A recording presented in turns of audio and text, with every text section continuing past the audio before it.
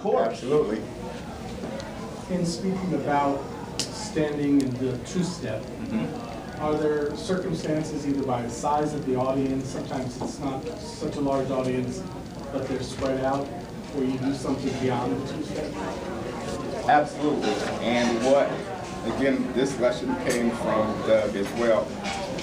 But what he taught us is that there is an area. He actually had his area taped off. It was an instructional type workshop. And he had it taped off. Even though the audience could be bigger, he still suggests not going too far.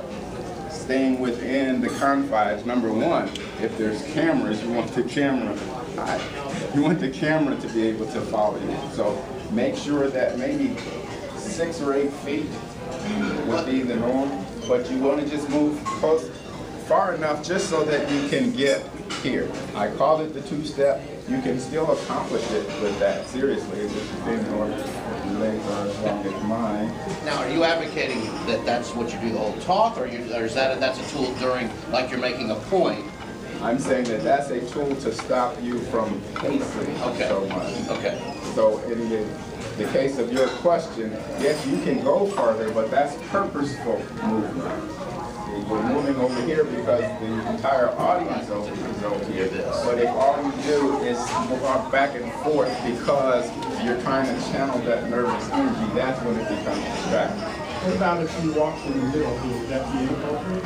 It depends on the setting. I try to walk amongst the audience every chance that I get. If I have a wire-packed mic, I'm going to do that, because when you talk about connecting with the audience, Red, there's nothing better than eye contact and a handshake. And I'm walking, and everybody, no matter who the speaker is, everybody wants to make contact with that speaker. I saw Magic Johnson speak at a conference last year, and he walked amongst the audience of some 500 people, and he paid very close attention to their names, and he used their names every single time that he addressed somebody. Magic Johnson said my name.